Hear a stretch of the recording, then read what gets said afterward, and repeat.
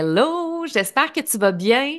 Moi, je suis un peu stressée puis excitée en même temps parce que on est à une douzaine de jours de l'événement qui est ma journée d'empowerment au féminin, libérer sa voix, affirmer son pouvoir. Il y a plein de trucs en fait en ce moment qui me stressent. En fait, moi, ma conférence que je vais faire parce que j'ai décidé de parler d'un sujet assez difficile, puis j'ai jamais parlé de ça à personne. Donc, déjà là, je me challenge et je le sais que c'est voulu que je me challenge pour plusieurs raisons. En fait, parce que j'ai pas arrêté de dire à mes clientes, celles qui vont être sur le stage, les 12 filles extraordinaires qui vont être sur le stage, j'ai pas arrêté de leur dire que c'est important d'aller à des endroits où on ne voulait pas aller. Ça fait partie de ce que j'enseigne aux filles, que souvent le sujet qu'on veut pas aborder, c'est exactement celui qu'on veut aborder. Puis la journée, je l'ai faite vraiment avec ce mindset-là. Je voulais que les femmes, on soit capable d'exprimer des choses qu'on ne veut pas ou qu'on n'ose pas exprimer, qu'on garde pour nous parce qu'on a honte, qu'on garde pour nous parce qu'on se dit non, je veux pas avoir l'air faible, parce qu'on s'est tellement battu les femmes depuis les années 60, on s'est tellement battu pour nos droits, pour prendre la parole, pour prendre la place, que des fois, sans s'en rendre compte, en voulant être cette femme-là forte puis courageuse, on a aussi caché notre vulnérabilité. On a aussi caché nos émotions. C'est spécial parce qu'en voulant justement prendre notre place, les femmes, on a aussi parfois caché une partie de nous pour montrer qu'on était forte. Et moi, ce que j'avais le goût de montrer puis de véhiculer dans cet événement-là, c'est ce qui va nous rendre encore plus fortes, c'est de dire la vérité, de dire ce qu'on n'a pas osé dire, de dire avec transparence des choses qu'on a vécues puis qu'on a gardées pour nous. Et ça va être une journée très riche en émotions. C'est clair que vous allez pleurer, celles qui ont pris leur billet, mais on va aussi ressortir de là avec une puissance incroyable, genre I wanna rock the world. Donc ça, c'est clair que ça va venir avec. Donc, je pouvais pas faire une journée comme ça, puis moi, pas me challenger, tu sais. Je pouvais pas dire, bon, je vais parler d'un sujet qui est full facile pour moi. Non, fallait que moi aussi, j'aille à un endroit que j'ai pas voulu aller avant. Donc, ça me stresse. Fait que c'est pas tant l'événement que, et de la manière que je vais commencer aussi la journée, je me suis mis un défi aussi, puis je me suis dit, oh my God, Steph, encore, qu'est-ce que tu t'embarques? Fait que le stress a commencé à monter, mais l'excitation aussi à la fois. Et moi, j'ai vécu dans certaines périodes de ma carrière à la radio, à la télé, puis même comme conférencière, de l'anxiété de performance. Donc, il y a eu des moments où est-ce que ça allait super bien. Je pouvais être en arrière d'un stage et je pouvais avoir un événement sur un stage ou peu importe, ou à la télé, puis être zéro stressé, super dans ma zone de confort, ça va bien, je me sens complètement calme. Et il y a des moments où c'était complètement le contraire. Le stress qui m'emparait, le cœur qui palpitait, pas dormir pendant des jours, tu sais, ça m'est arrivé aussi. Et ce que je réalisais dans ma carrière, c'est que c'était très montagne russe. C'est comme si je savais jamais quand le stress allait me frapper, quand le stress allait frapper à ma porte. Je ne le savais pas quand il allait arriver, tu sais. Et ça aussi, ça me stressait. Parce que j'avais l'impression qu'il y avait une instabilité émotionnelle à l'intérieur de moi que je n'étais pas capable de contrôler, comme une tempête inattendue qui n'a pas été annoncée à Météo Média, genre. Et à un moment donné, il a fallu que je me développe des trucs. Il a fallu que je me développe des outils parce que j'avais l'impression que c'était même plus moi qui contrôlais ma vie, que c'était mon corps qui a contrôlé mon cerveau, mais que moi, je savais même pas si j'allais être correcte demain pour la télé, je savais même pas si j'allais être correcte demain pour mon événement. Il y a eu des moments où je me suis dit, est-ce que c'est vraiment ce que je veux faire dans la vie parce que ça me stresse? Puis il y a eu des moments où j'étais comme, oh my God, je suis vraiment sur mon X. Donc, vraiment, les outils que je vais te partager aujourd'hui, c'est ce qui m'aide maintenant à garder une constance dans mes performances. C'est ce qui m'aide à justement ne pas être surprise dernière minute par le stress parce que dans la façon de gérer les choses, je suis prête à l'accepter. Je suis prête à l'accueillir. C'est juste que j'ai des outils pour mieux le gérer. Aujourd'hui, évidemment, mon stress va être en lien avec l'importance de l'événement. Si l'événement est vraiment important pour moi puis que je sens que ça peut avoir un impact incroyable dans ma vie, dans ma business, c'est sûr que le niveau de stress va être plus élevé que si l'événement est plus ou moins important pour moi. Si on m'invite à quelque part puis que j'y vais, mais que je sais que c'est pas ça qui va avoir une grande incidence, ben, je vais être moins stressée. C'est sûr, sûr, sûr. Donc maintenant, quand je le sais que quelque chose est très, très important pour moi, pour pas me mettre une pression que genre, c'est tellement important pour toi qu'il faut pas que tu fasses d'erreur. C'est tellement important pour toi que il faut pas que tu te plantes. C'est tellement important pour toi que il faudrait pas que tu oublies tes mots ou il faudrait pas que tu aies moins d'impact ou tu sais comme des fois on se met une pression parce que c'est important pour nous. Donc, je vais te partager vraiment ma routine, trois choses que je fais pré-événement, si j'ai une conférence importante, si par exemple j'aurais une apparition à faire dans les médias, si j'anime quelque chose, un événement et que c'est important pour moi. La première chose que je te recommande, si justement toi tu veux avoir un turbo mindset avant un événement qui s'en vient, un, c'est de se créer une routine pré-événement. Moi, c'est quelque chose que je fais à tous les coups, puis ça a un impact très positif, justement. Donc, j'ai comme trois routines. Routine santé, routine vocale, routine de relaxation. Ma routine santé, c'est que j'arrête de boire de l'alcool 5 jours avant. Là, tout le mois de juin, j'ai décidé de faire un mois sans alcool parce que je trouvais que ça donnait bien. J'avais plusieurs événements importants, fait que j'ai décidé que je buvais pas du mois de juin. Mais normalement, c'est au moins d'arrêter de boire de l'alcool 5 jours avant, pour plusieurs raisons, en fait. Premièrement, parce que l'alcool va réduire l'anxiété. On le sait que c'est un stresseur, l'alcool, donc évidemment, comme des fois, il peut y avoir du stress. Moi, souvent, là, la période où je suis le plus stressée, c'est pré-événement.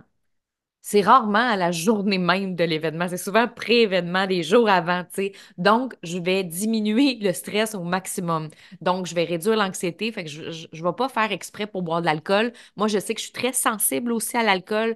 Rapidement, je peux retomber dans de l'anxiété. Donc, c'est sûr que pour moi, c'est vraiment important. Et aussi, c'est une question de clarté mentale. Tu sais, des fois, justement, on se concentre sur notre conférence, sur qu'est-ce qu'on va verbaliser comme message, c'est quoi les mots importants qu'on va utiliser, peu importe, mais l'alcool, ça affecte la clarté mentale puis la concentration. En fait, quand on s'abstient de boire, ben c'est clair qu'on améliore notre capacité à penser clairement, à rester concentré. Donc, il y a une question de clarté mentale, de qualité du sommeil aussi. On dort beaucoup mieux quand on boit pas d'alcool parce que imagine que tu es déjà stressé quelques jours avant ton événement, tu prends un verre de vin avant de te coucher, ben là, ça se peut que tu aies de la difficulté à dormir, puis là, en plus, tu vas stresser, fait que clairement pour ça. Et l'hydratation. L'alcool déshydrate le corps, fait que ça affecte la voix, la performance physique aussi, et on a besoin plusieurs jours avant d'hydrater notre voix, notre gorge, en fait, d'hydrater notre gorge pour maintenir une voix qui est claire. Fait que ça, c'est vraiment important. Fait que, tu sais, l'alcool, j'arrête de boire 5 jours avant. Ensuite, au niveau des repas, il n'y a pas énormément de changements parce que j'ai déjà une bonne alimentation en ce moment où est-ce que je mange les ingrédients qui viennent le plus de la terre possible, où j'évite tous les produits de transformation, tout ça. Fait que, tu sais, au niveau de l'alimentation, il n'y a pas grand-chose qui va changer. C'est juste important de nourrir le cerveau pour la clarté mentale, justement, puis la concentration. Fait que je vais quand même manger euh, un peu plus de viande la semaine avant pour être sûr de bien nourrir mon cerveau. En même temps, il y a des gens qui sont végés puis qui sont véganes, puis c'est correct, là, tu sais. Mais moi, de mon côté, pour être sûr d'avoir une belle clarté mentale, je vais manger un petit peu plus de protéines animales pour venir nourrir mon cerveau. Et la journée même, moi, je ne mange jamais avant une conférence. Puis là, je ne suis pas là pour te dire de ne pas manger ou quoi que ce soit. C'est juste que moi, mon intestin est très fragile. Toute mon anxiété est dans mon système digestif. Fait que ça, je t'en ai déjà parlé, hein, de mon système digestif avant les conférences. J'ai tendance à aller pas mal aux toilettes. Fait que, fait que ce que je fais, c'est que j'évite de manger, puis c'est normal parce que mon système ne pourrait juste pas digérer à ce moment-là. Donc, je vais prendre du bouillon de poulet. Il peut avoir des petits morceaux dedans, c'est bien correct. Comme ça, au moins, j'ai quelque chose. il y a quelque chose qui peut me donner de l'énergie. Puis souvent, une fois que la conférence est commencée, là, tu sais, comme moi, j'ai un gros événement le 15 juin, j'anime toute la journée. Fait que, tu sais, je vais pas manger la journée. Je vais pas manger avant, vu que la conférence commence à 9 heures. Je vais pas manger avant. Parce que sinon, je sais que je ne serai pas capable de digérer. Par contre, une fois que la conférence va être commencée, entre deux conférences, pendant qu'il va y avoir une fille qui va faire une conférence, là, je vais manger en arrière. Parce que le stress principal va être retombé. Une fois que je suis sur le stage, après, c'est OK. Dans le sens que là, si je veux manger après, entre deux conférences, il n'y aura pas de problème parce que le gros stress est souvent avant. Puis une fois que tu sais que ça va bien, que tu es sur le stage puis que ça a bien été, ben là, moi, après, je mange en arrière puis c'est bien correct. Fait que moi, j'évite vraiment de manger avant parce que je le sais que mon système digestif est très sensible. Puis j'ai beaucoup quand même de clientes que, tu sais, je pense que c'est de s'écouter. Euh, Ce qui est en fait un no-brainer, c'est toutefois de ne pas manger quelque chose de trop copieux. Ça, c'est clair, ça, je vais le dire à tout le monde. Tu veux pas manger genre 2 œufs bacon, des toasts au beurre de peanut avant une conférence, c'est trop. Fait que, tu sais, si tu sens que tu as besoin de manger, ben mange, mais essaie de le faire le plus léger possible. Puis c'est pour ça que j'ai tendance à recommander bouillon de poulet, soupe, quelque chose comme ça. C'est très léger. Puis en même temps, ça peut te nourrir, nourrir ton cerveau. Fait que c'est ce que je vais conseiller. Puis en même temps, moi, je te partage ma routine à moi. Hein. Fait que je fais juste te partager moi ce que je fais. Après, tu prends ce que tu veux là-dedans. C'est pas une recommandation médicale, là. On s'entend. C'est vraiment plus, je te partage moi ce que je fais. Ensuite, j'ai ma routine vocale.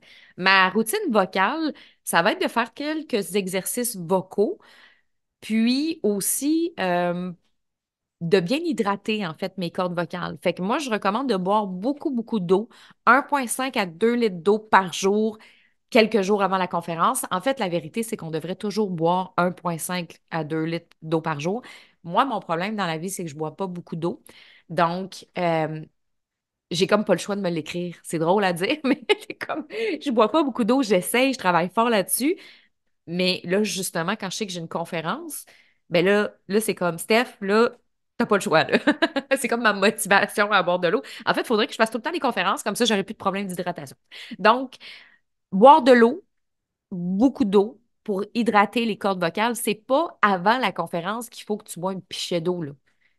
Tu dois préparer tes cordes vocales plusieurs jours avant.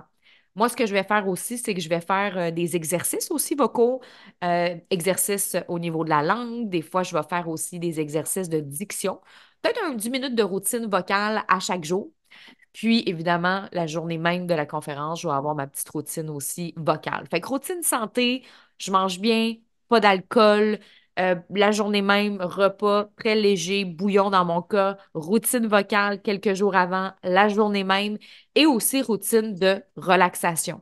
Donc, je vais méditer, je vais être beaucoup dans un mode méditation, visualisation pour m'imaginer sur le stage dans la meilleure énergie possible. Donc, méditation quelques jours avant. Des fois, c'est déjà dans notre routine aussi, puis c'est OK. Ça se peut que toi, tu manges bien à tous les jours, tu fasses de l'exercice à tous les jours, que tu respires à tous les jours, c'est parfait. Mais en même temps, je vais juste m'assurer que tous ces éléments-là sont là. Des fois, il y a déjà des choses qui sont en place. Des fois, je médite déjà. Je suis déjà dans un mode très santé, mais je vais peut-être ajouter justement la routine vocale à tout ça. Donc ça va faire une grande différence. Donc ça, c'est vraiment la première étape de se créer une routine pré-événement. Numéro 2, se prévoir un temps pour s'inquiéter. Si tu es stressé avant un événement, si tu es inquiète, si tu as peur qu'arrive un scénario catastrophe, va l'explorer. Prévois-toi un moment pour t'inquiéter. Ça, c'est quelque chose que j'avais déjà entendu de Sonia Lupien, qui a écrit le livre Par amour du stress, que j'ai déjà parlé dans d'autres épisodes parce que c'est un des livres les plus incroyables que j'ai lus. Sonia Lupien, qui est une chercheure en stress, elle a une façon de vulgariser les affaires qui est juste incroyable. Puis, je l'avais déjà entendu parler de ça en entrevue. Elle parlait à un moment donné que si tu donnes jamais d'attention à ton stress, il va revenir tout le temps.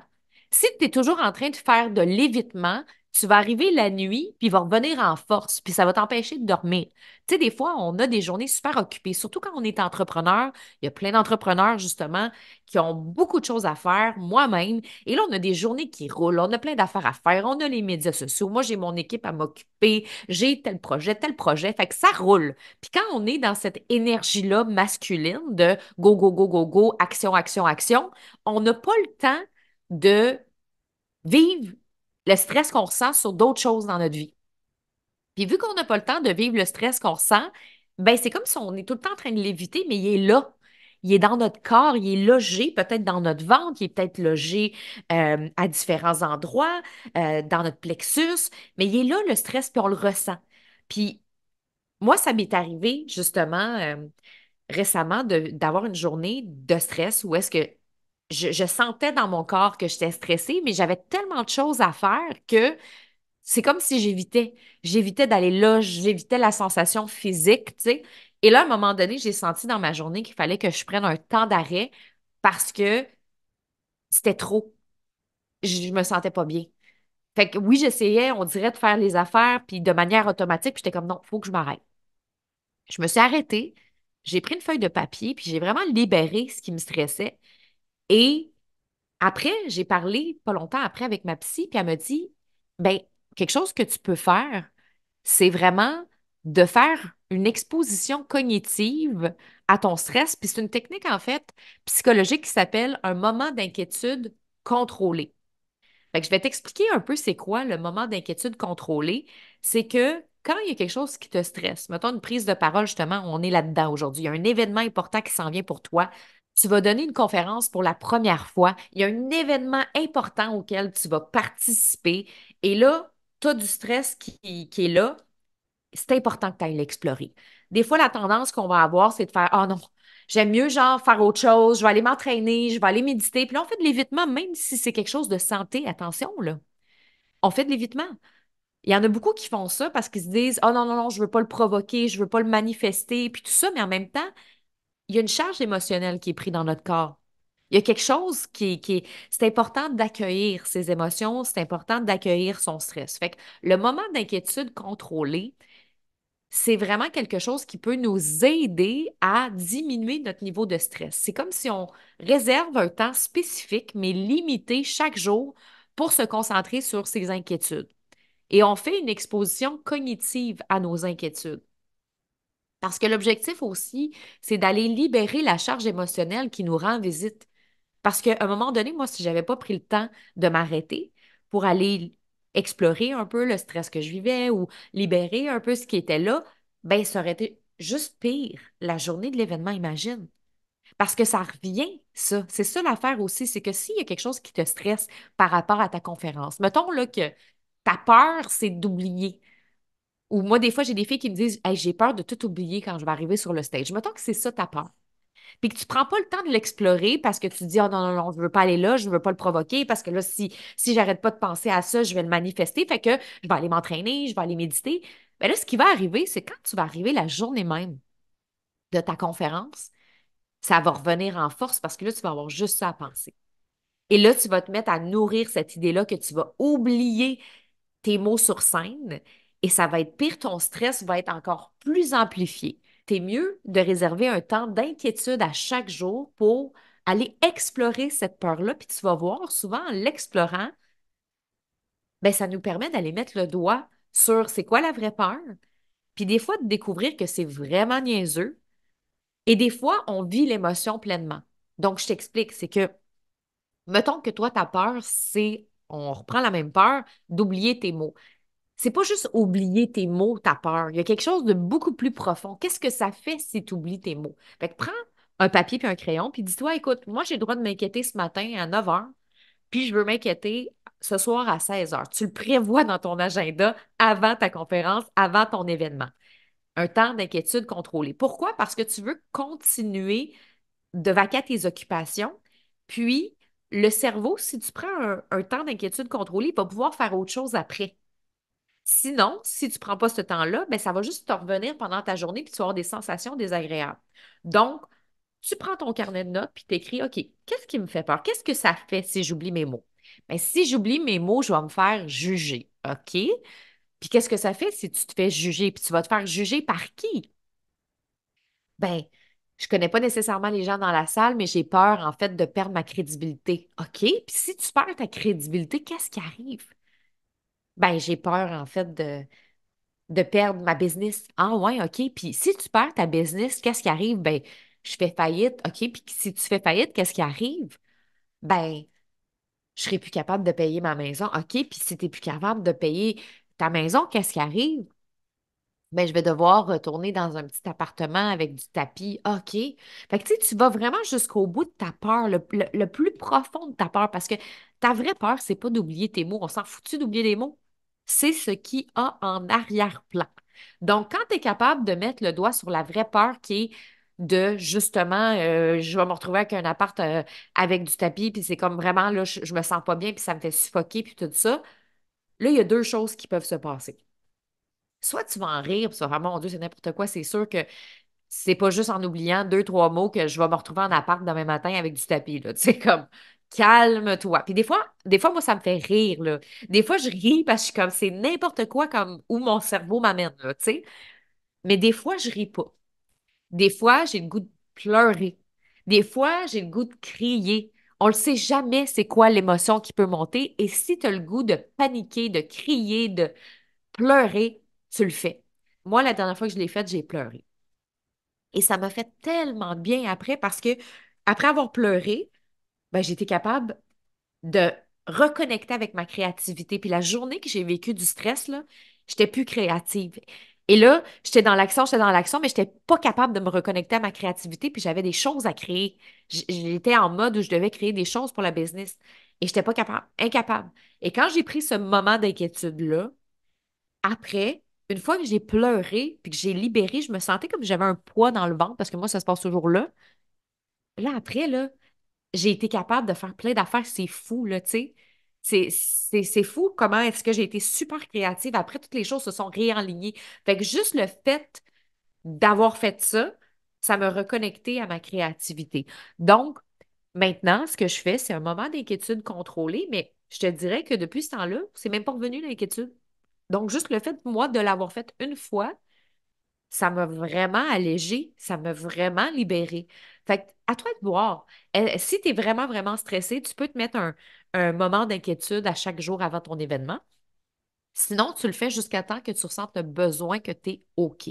Fait que ça, c'est vraiment quelque chose, moi, que je trouve extraordinaire pour accueillir l'émotion qui est là, pour pas qu'elle soit trop amplifier la journée de l'événement, puis que là, tu ne sois pas capable de gérer ton stress.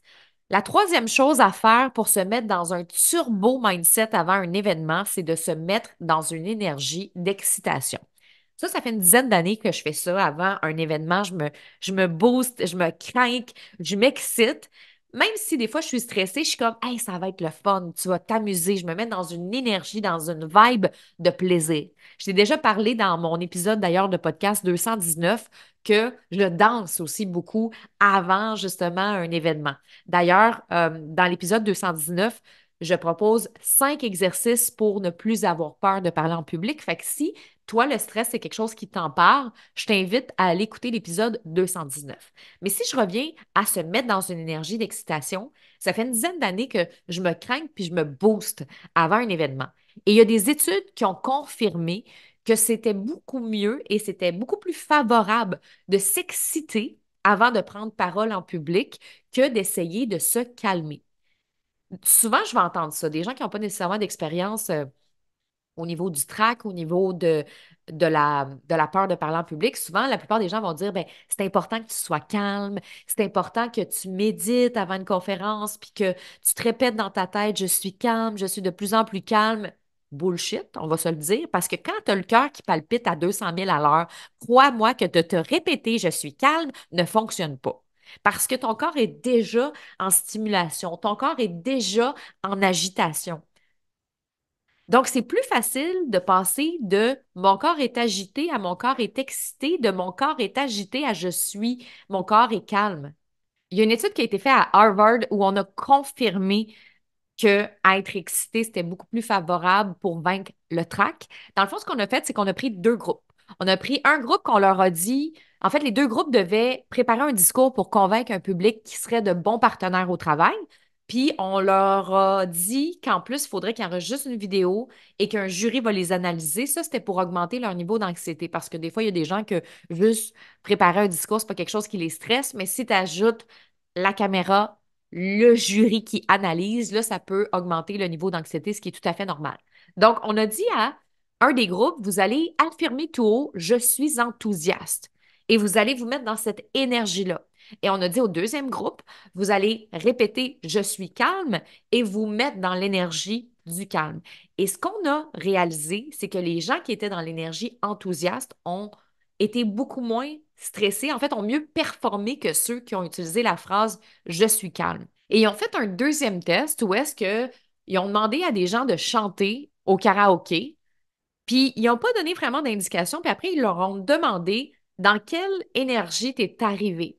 Est-ce que tu étais enthousiaste? Est-ce que tu étais en colère? Est-ce que tu étais triste? Est-ce que tu étais calme? Et ceux qui ont dit qu'ils étaient enthousiastes à l'idée de chanter, même s'ils étaient stressés, ils ont obtenu une évaluation moyenne de 80 contre 69 pour ceux qui se disaient calmes, en colère ou tristes. Donc, ce qu'on a réalisé, c'est que les gens qui sont stressés mais enthousiastes performent beaucoup mieux, autant en chant qu'en prise de parole en public. Fait que ce qui est vraiment intéressant, c'est que quand on se met dans une énergie d'excitation, ben c'est là souvent qu'on va performer encore plus sur scène. Fait que moi, je le savais parce que je le vivais déjà, mais là, d'avoir une confirmation d'études, c'est vraiment intéressant. Donc, c'est quelque chose qui peut t'aider, de te mettre dans une énergie d'excitation, puis c'est plus facile de se mettre dans cette énergie-là que de se calmer. Puis moi, je pense que des fois, j'ai des clientes que ça les stresse de se calmer parce que justement, ils n'arrivent pas à aller chercher un calme total. Tu sais, que ton cœur, il bat à 100 000 à l'heure. C'est bien beau les respirations. Puis oui, les respirations, je ne dis pas que ça aide pas, mais c'est plus facile de se craquer parce que tu es déjà dans une énergie d'agitation. Donc, c'est ça, moi, mes trois trucs pour avoir un turbo mindset avant un événement. Premièrement, se créer une routine pré-événement, donc routine santé, routine vocale, routine de relaxation. Deuxièmement, se prévoir un temps pour s'inquiéter. Donc, si je vis du stress depuis plusieurs jours, d'avoir un temps dans mon horaire. OK, à 9 heures, je m'inquiète, je prends mon cahier de notes, j'écris la pire chose qui pourrait m'arriver et soit j'en ris, soit j'en pleure, mais au moins je libère ce qui est en dedans de moi. Et troisièmement, se mettre dans une énergie d'excitation. Et ça, tu peux le faire autant, je ne l'ai pas dit, mais autant avant l'événement, comme moi, des fois, je pratique ma conférence ou je pratique mon animation, puis je suis comme, je suis excitée, j'ai hâte, ça va être le fun, et je le fais autant avant, pré-événement, que la journée même. Et ça va énormément aider. Et peut-être que je finirais en terminant de se prévoir aussi un temps pour se reposer après l'événement, parce que là, j'ai beaucoup donné de trucs pré-événement, mais on ne pense pas non plus post-événement à récupérer. Quand on est sur l'adrénaline, puis on est dans une énergie de performance, c'est important aussi de reposer son cerveau, son corps après. Fait que si tu as une conférence importante, un événement important, moi, je te recommande de te prendre une journée complète de repos, spa, massage, relaxation, lecture. Ça peut énormément t'aider. Si tu n'as pas ton billet, pour le 15 juin prochain, tu veux zéro manquer ça, c'est 25 pour vivre une journée d'empowerment incroyable. Donc, je t'invite à aller te procurer les billets dans les notes de l'épisode. Je te rappelle aussi que l'épisode 219 que j'ai mis dans les notes de l'épisode, les 5 exercices pour ne pas avoir peur de parler en public. Si tu as aimé l'épisode, je t'invite à aller faire un 5 étoiles sur Apple Podcasts. Et nous, on se retrouve la semaine prochaine pour un autre épisode. Bye!